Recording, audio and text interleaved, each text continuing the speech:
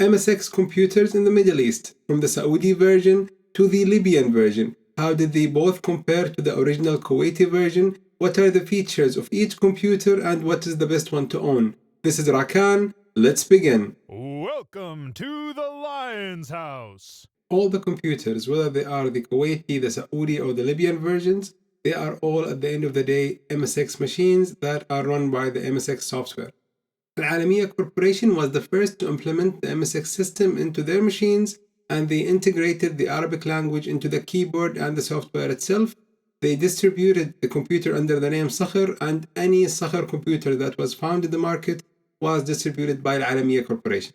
While Al-Fateh was the Libyan version of the MSX machine, and it was given the name Al-Fateh based on Sultan Muhammad Al-Fateh, and only two versions were ever made of Al-Fateh MSX computers. The Al-Fateh 123 version had only one cartridge slot, and it came preloaded with 30 software. On the side, it had the usual controller ports and the cassette ports. From the back, it had the RF port, the AV RCA cable port, and every version had the RGB port, in addition, of course, to the printer port. On the other hand, the Saudi MSX machine was called MSX Al-Methali, or what was translated to the Perfect MSX. It had one cartridge slot, the same as Al-Fateh, and it came preloaded with 10 softwares. On the side, it had again the cassette port and the controller ports. From the back, it had the RF and the AV ports only to connect to the TV. Did not have an RGB port, but it had an expansion port, which could have been used to increase the RAM capacity of the computer, or it would have acted as a second cartridge slot as the one that was found in the Sakhr AX170 machines. As for the Kuwaiti MSX, the Sakhr AX170, we talked about it in details in another video, and you can find the link to that video in the description down below. Now, going back to Al-Fateh MSX machine, it had 30 preloaded softwares, 5 of which are the basic ones: the drawing software, the typing in Arabic and in English, the calendar, and the Microsoft Basic. 10 of the softwares were video games, and it also had 15 softwares that were educational and were mostly in the Arabic language. While the MSX Al-Methali had 10 preloaded softwares, again, it had the basics, the drawing software, the Microsoft Basic, the typing in Arabic and English, and it had an odd software which was called the Musician, basically, and you can use it to play some keyboards or play with the flutes or any instrument that you can plug into the computer. You can use that software to try to record a track or a piece of music using the instrument. And I think while trying to record this video, we perfected using that software on the Methali MSX.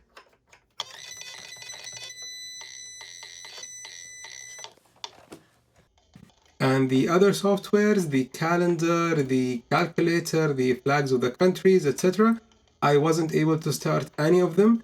And a quick FYI here, the MSX Al-Methali had two firmwares, the 1987 version and the 1990 version. And the one I have here is the 1990 version, so maybe I needed to add something to the expansion port or insert a cartridge into the cartridge slot for the other 5 softwares to actually work. I don't really have a definitive answer to that. Now coming to the comparison. First things first, any cartridge, any accessory that has the initials MSX written on it would work perfectly with Al-Methali or Al-Fateh or any Sakhr computer. As for the differences, Al-Methali was distributed by the Bawarith company in Saudi Arabia, and it was manufactured in South Korea by Dio, while Al-Fateh was actually distributed by Al-Alamiya Corporation, the Kuwaiti company that distributes Sakhr computers as well. Its name was changed to Al-Fateh to accommodate the Libyan market better than Sakhr, but it's an identical carbon copy of the AX230 Sakhr MSX. Now, which MSX computer is worth buying? Well, it depends on your current collection. If you have enough MSX cartridges and you're looking for a fancy, elegant and design machine, then I would highly recommend the MSX Al-Methali. That machine is so well designed, it's so elegant, and it's heavier than all of the other MSX machines. While if you don't have enough cartridges and you want to start collecting for the MSX or you want to start experiencing the MSX, then I would highly recommend the Al-Fateh or the Sakhr AX230. as they will come preloaded with 10 games and 15 educational softwares.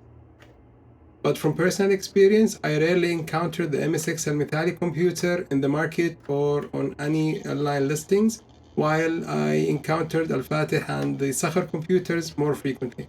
And if you're interested, then please follow us on our social media platforms. We frequently post listings of MSX machines on eBay or other international websites.